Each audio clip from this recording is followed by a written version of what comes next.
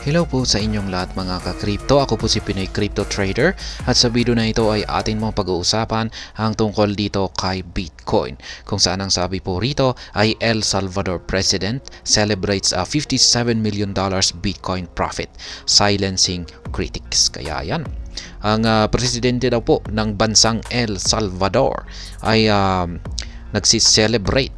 Yan, or sila po ay nagdiriwang dahil sa kanilang kinita rito kay Bitcoin na umaabot po ng $57 million. Kaya yan, ito po yung bansa na nag-i-invest po kay ito yung bansa, yung El Salvador, na nag-i-invest dito kay Bitcoin. At marami pong mga nagsilabasan na kritiko noon. Yan, kasi ang El Salvador, yan, yung kanilang presidente ay nagdesisyon po na mag-invest dito kay Bitcoin.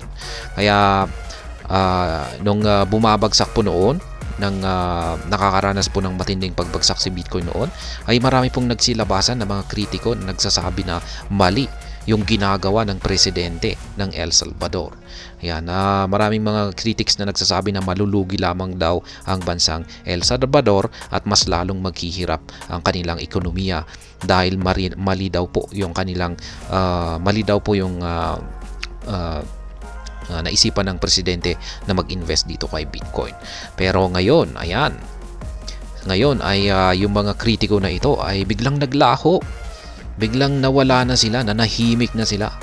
Kaya ayan, yung presidente naman ng El Salvador ang siyang nag-ingay at sinasabi niya, ayan, nasaan na kayo? Ayan, bakit na bigla kayong tumahimik?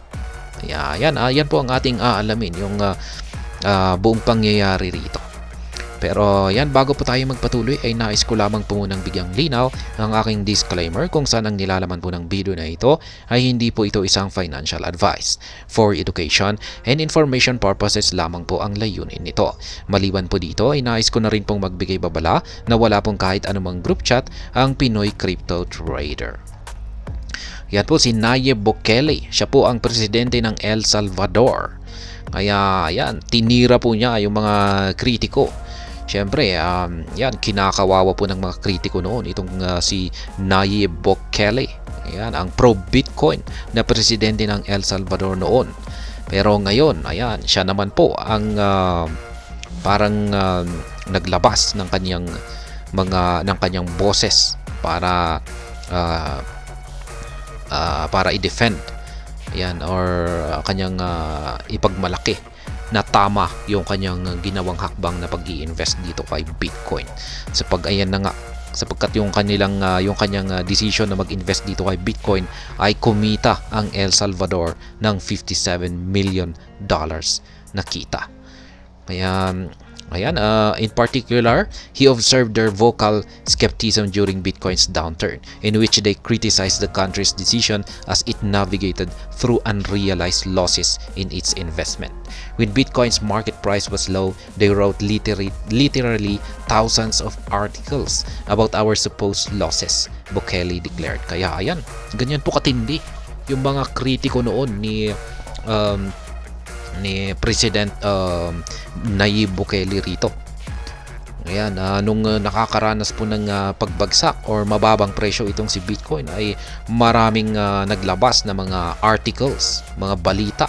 Ayan, literally thousands daw po ang mga balitang naglabas na nagbibigay po ng kritisismo, yan, sa mga losses sa kanilang investment dito kay Bitcoin.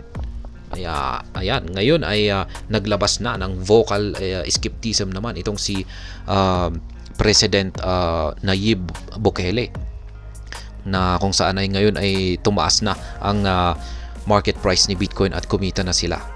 Ayan, kumita na yung kanyang investment kay Bitcoin dito. Kaya yan po siya, si Nayib Bukele. Ito po yung aktual na kanyang tweet. When Bitcoin's market price was low, they wrote literally thousands of articles about supposed losses. Kaya yan nga yung masama rito. Kung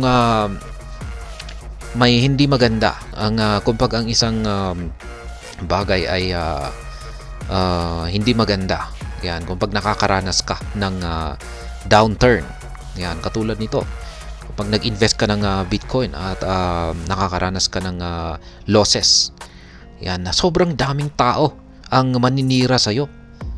Na ang dami, mga halos hindi mo na mabilang yung sobrang dami. Ngayon, kung pag ikaw ay kumita naman or nagtagumpay ka, naging successful ka, tapos iilan lamang yung tao na magko-congratulate sa'yo or yung magbibigay puri sa'yo. Iilan lamang, or kung maaring baka wala pa.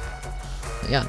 Kaya ganyan po talaga yung pag-uugali ng yung masamang pag-uugali ng mga tao. Nature na po siguro yan ng mga tao na mas pinipiling pansinin yung mga tao, yung kung pag nahihirapan ang isang tao or nagkakaroon siya ng losses kumpara sa nagtatagumpay ito or nagiging successful.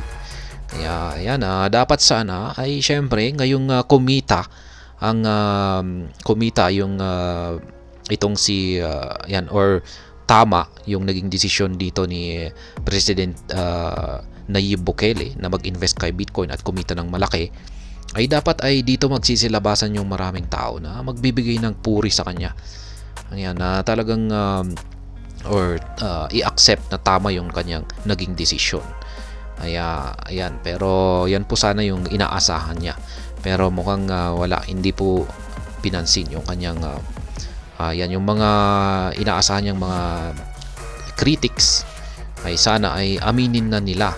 Yan sana tanggapin sana nila na sila yung nagkamali. Yan po siguro yung gustong mangyari ni President Nayib Bukele dito. Pero yan, mas pinili nilang manahimik. Nayib Bukele took to social media to highlight the conspicuous silence of these critics and media pundits.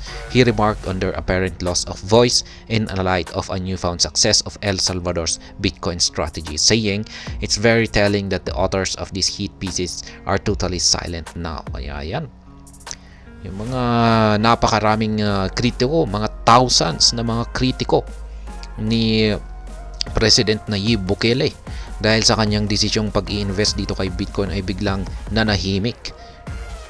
Furthermore, Bukele emphasized that should the country intend to liquidate its Bitcoin holdings, it would net an impressive 40% return on investment. However, he emphasized the country's resilience and the commitment to Bitcoin by asserting no plans for sale. Kaya yan, yung balak daw po nila ay ibenta po nila yung kanilang Bitcoin kung pag nagkaroon ito ng kita na 40%. Ayan, ibebenta na lahat nila yung kanilang hawak na Bitcoin. Basta ito ay nagbigay ng kita na 40%. Ngunit sabi ni President Bukele ay mukhang iho-hold pa nila ito ng mas matagal kasi posibleng mas malaki pa yung pwede nilang kitain dito kay Bitcoin kung pag iho-hold nila ito. Kaya yan, mukhang hindi po nila ito ililiquidate muna. Yan, El Salvador nets 57 million Bitcoin profit. Per data from a tracking portal, El Salvador holds 2,849 Bitcoin tokens. Yan po yung hawak ng bansang El Salvador na amount ng Bitcoin, 2,849 po.